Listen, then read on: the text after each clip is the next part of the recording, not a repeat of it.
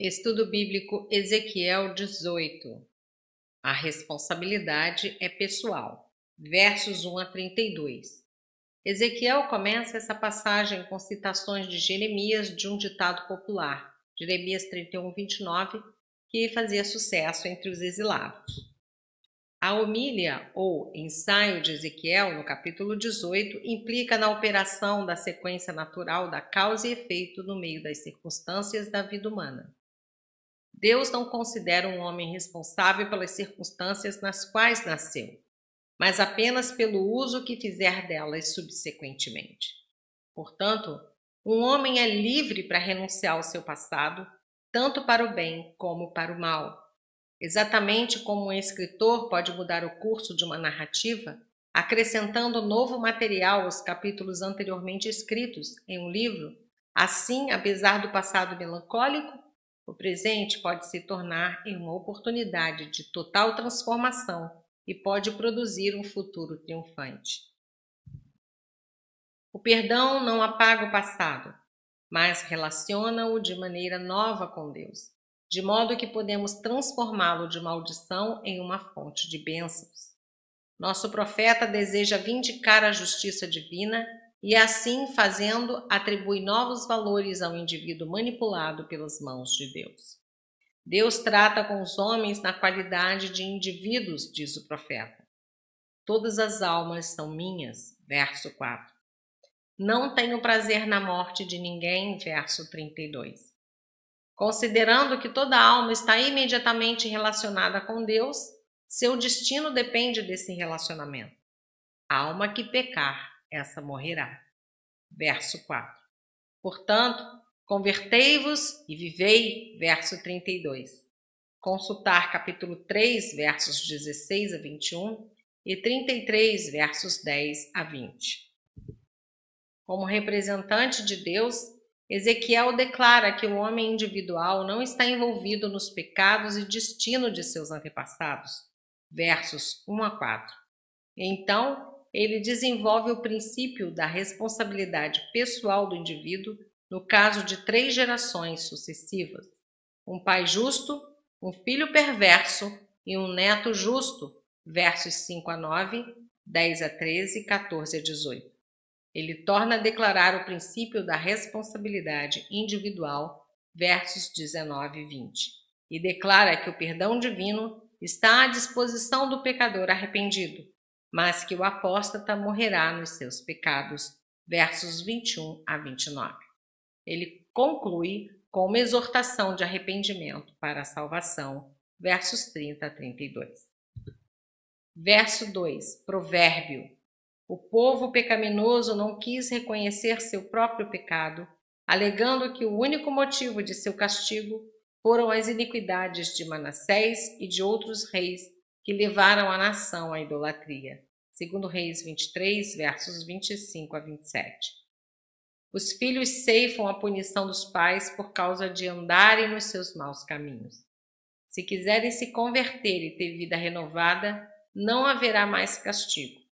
A pior punição é ser entregue à atmosfera pecaminosa do ambiente com suas nefandas consequências. Romanos 1, versos 28 a 32. Verso 4. Todas as almas são minhas. Cada alma humana tem de fazer a decisão individual e consciente de aceitar ou rejeitar o plano de Deus para sua vida da salvação eterna. Versos 5 a 9. Nesse quadro do homem justo, vemos as obrigações da vida piedosa.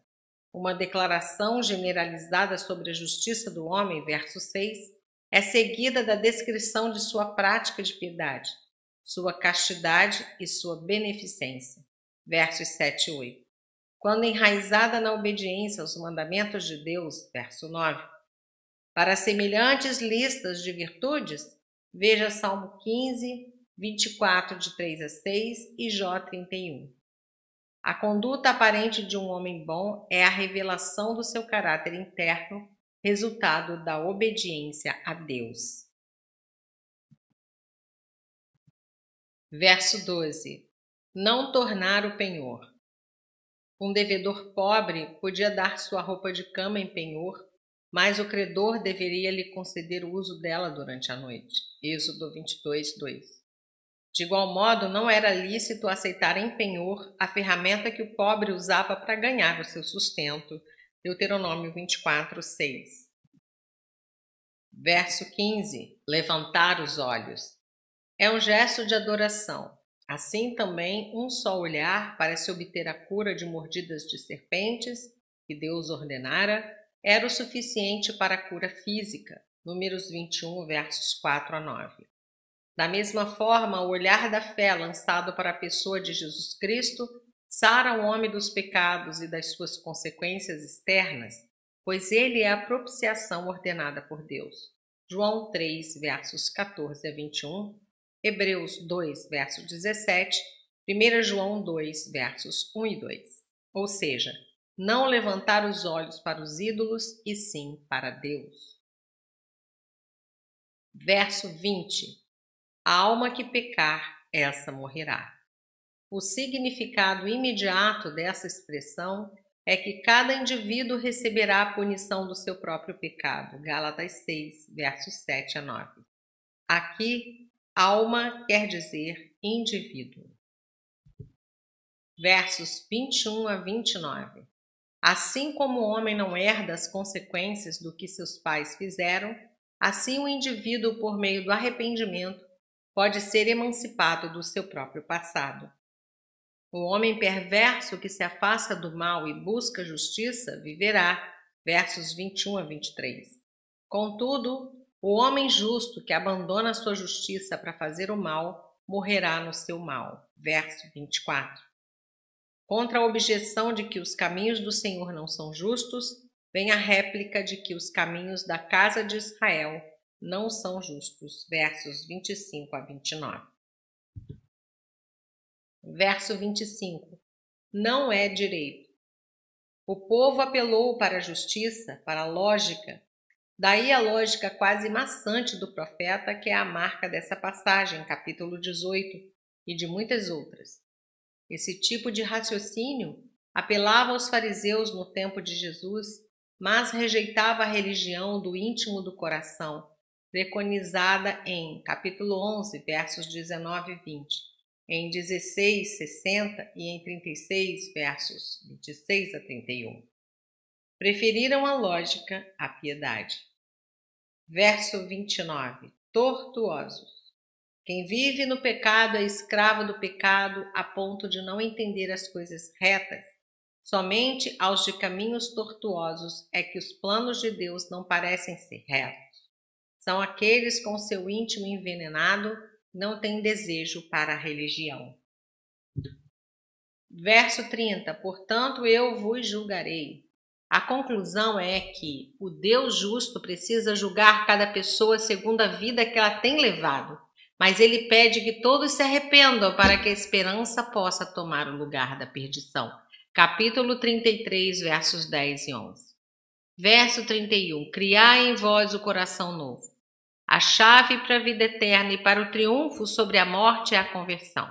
Isso envolve o arrependimento dos pecados, versos 30 e 31, e o recebimento de um novo coração que Deus dará com a doação de um novo espírito forjado pelo Espírito Santo. Capítulo 36, versos 24 a 27, Jeremias 31, 34 e João 3, versos 5 a 8. Verso 32. Não tenho prazer.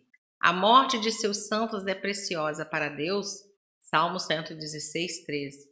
Em contraste de não ter prazer quando uma pessoa morre sem arrependimento. Conquanto Deus seja soberano no que diz respeito à salvação, o homem é responsável pelos seus próprios pecados. Convertei-vos e vivei, é o convite amoroso de Deus, que na obra de Jesus Cristo se repete com fervor redobrado. Mateus 11, versos 28 a 30. Da parte de Deus, o preço já foi pago. João 3,16. De Deus vem também a fé que habilita o homem a receber a salvação pela graça divina de Jesus Cristo, e o resto ele fará até o dia final. Hebreus 12, 2, Primeira Epístola de Pedro, capítulo 5, verso 10.